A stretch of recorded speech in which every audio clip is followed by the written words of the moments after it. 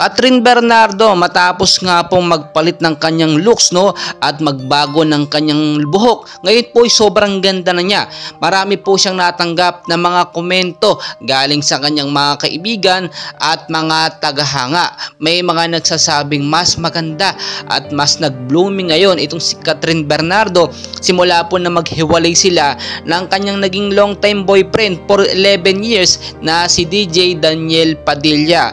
At hindi po talaga may iwasan na magkaroon ng komento. Hinihintay po ngayon at may nakasilip na ito nga pong si DJ daw ay tila napahangat na tulala na lamang sa ganda ng looks ngayon o new looks ni Catherine Bernardo. Well guys, maglaway na lang itong si Daniel Padilla dahil hindi na nga po niya maibabalik pa ang tiwala nga pong ibinigay sa kanya nito nga pong si Catherine Bernardo na kahit pa ulit-ulit niya pong sinasaktan ay okay lang at tinatanggap po ni Catherine. Nakita nyo naman, no, ang babae po talaga kapag ka nai-stress mas lalo pong gumaganda. Kapag hinihiwalayan ay lalo siyang nagiging blooming at mas maganda times 3 pa sa dating kanyang pagkatao. So itong si Daniel Padilla hanggang tingin na lamang, hanggang komento na lamang sa mga post nga po ni Catherine Bernardo.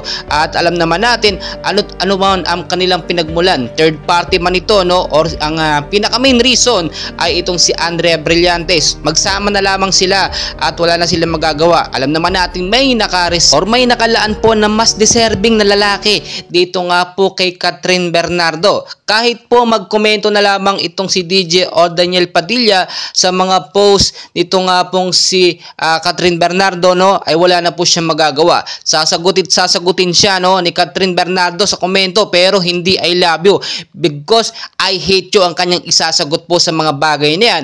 At maraming kakampi dito si Catherine Bernardo tulad na lang ng kanyang malalapit na kaibigan sa industriya at ang kanyang mga loyal fans na tunay at laging nakasuporta sa kanya, no. And well guys, suportahan natin itong si Catherine Bernardo sa kanyang magiging panibagong yugto or kung sino ang nilaan sa kanya ng Diyos, no, abangan po natin. And please don't forget po to like and subscribe for more Celebrity Pinas updates. Maraming salamat po sa inyong lahat.